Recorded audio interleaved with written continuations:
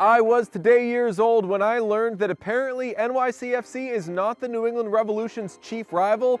As a Revs fan the last few years, I have lamented that team's existence, biting my nails through tough matches, making fun of them for not really having a team name.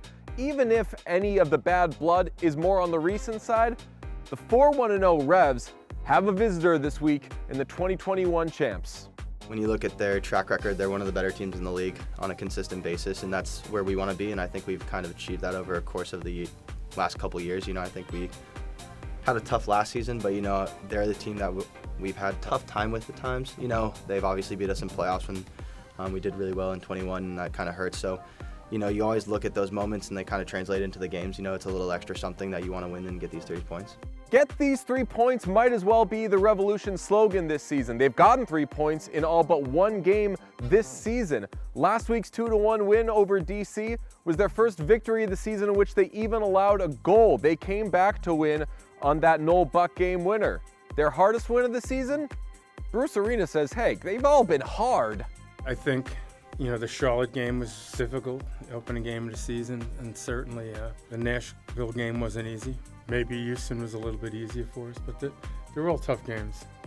Right now, the Revs are reaping the benefits of their youth training program, Revolution Academy. With Carlos Heel not starting as he deals with that muscle injury, the Revs started 3 teenagers, Jack Peniotu, Esmir Bayraktarovic, and Noel Buck in their midfield along Matt Polster. Not only did they play the kids, they won the game.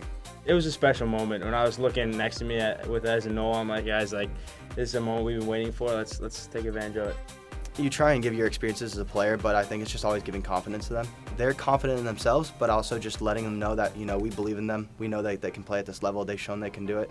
And then for them to go out and do it themselves, I think that just leads into the next training sessions. They had a good training session again today. They're scoring goals, they're assisting, they're tackling. They're not afraid to do any of it. So for me, it's just trying to guide them a little bit, give them confidence, and just let them know they can play at this level.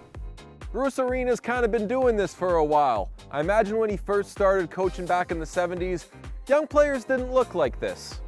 Well, if you look back, say 40 years ago, which would be probably when I was at the end of playing and stuff, we didn't have in our own country anyone to mimic.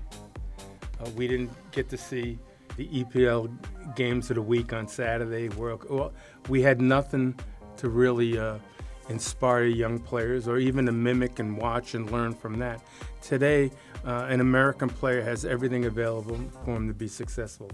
And therefore, we see today we have a lot of good young players in our country.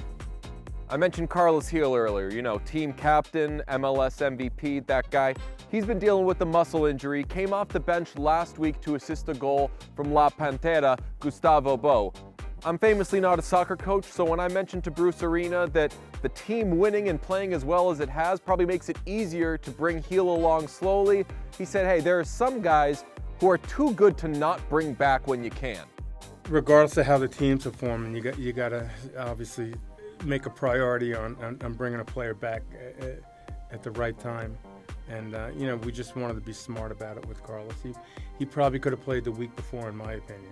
It wasn't anything really difficult to overcome, but he needed a little bit of time to recover.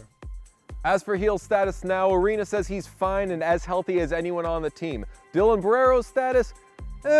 Team's getting him back from international duty this week, but with him playing Tuesday in Japan, between the flight and all the hours, the sleep, maybe he'll come off the bench, says Arena. Latif Blessing, he cut up his shin in training last week, so wouldn't expect to see him against New York City. I think he's going to need maybe another week. He took a stud in his shin and took some stitches, and it's going to take a little bit of time. Winning always feels good, but with a big one against NYCFC coming up, this team is staying hungry. We're 4-1 right now. We could be maybe 1-4, and that's our sport as well. You don't score a lot of goals in this sport, and you often win or lose by a goal. And I think we've probably been better defensively to start the season than we were last year, so that's probably one of the reasons why we've had some success.